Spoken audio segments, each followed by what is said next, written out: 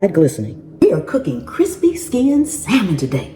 I know you heard that crunch, that crispiness. Oh my goodness. Sometimes it's hard to get that skin extra crispy, but we're going to do it in the air fryer today.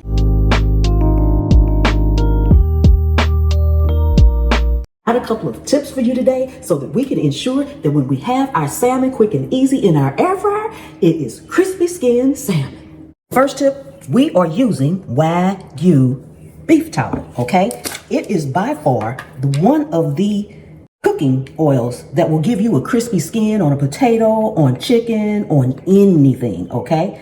You can use duck fat, but I found that the Wagyu beef tallow is by far the best, okay? It's probably more than I need. First thing we want to do is get the beef tallow melted. And that only takes about 30 seconds in the microwave, but if you don't use a microwave, you can heat it on the stove. You can melt it however you would typically melt something, okay? So I am going to brush this on all sides of this salmon. You can use olive oil, but the skin probably won't be quite as crispy, okay? Then I am just putting some of my Pams Prep all-purpose seasoning on the flesh side only, okay?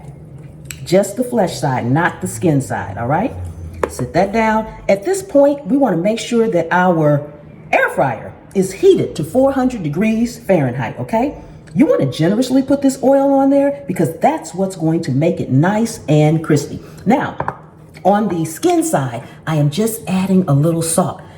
I love my Pams Prep, and y'all do too, but it has herbs in it. If you put herbs on the skin side, they will burn before your skin gets crispy. All you need is salt. You can add a little pepper if you want, but I am just adding a little salt to the skin side, okay?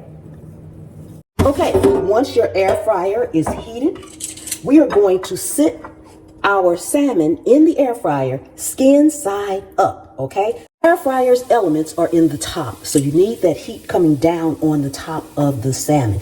Don't overcrowd it if you're cooking a full meal, but as you can see, I probably can get at least 4 more pieces in here. So we're gonna cook this and we'll be right back.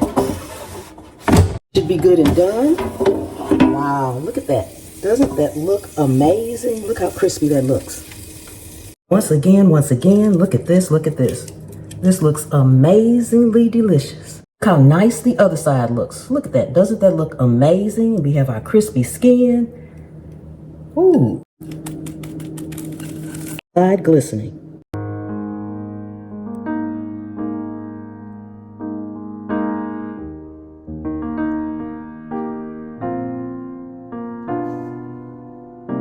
Before we do our taste test, I want to say a couple of things. First of all, when you're converting a recipe, something that you're used to cooking in maybe your cast iron skillet or on the stove or in the oven, to an air fryer, the best thing you can do is use an instant read thermometer. And that goes for any new if you have a rotisserie that you just got, anything that is new and you're cooking something that you know you're going to cook all the time, using an instant read thermometer allows you to learn how long you need to cook it and at what temperature.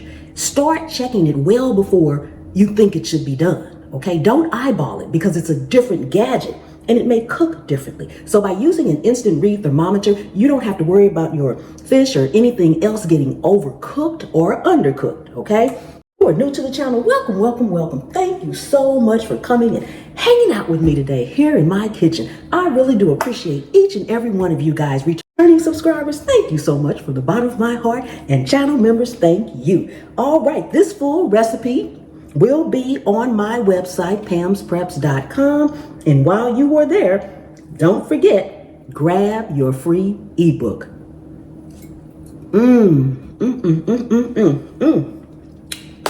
And get your Pams Prep while you're there too.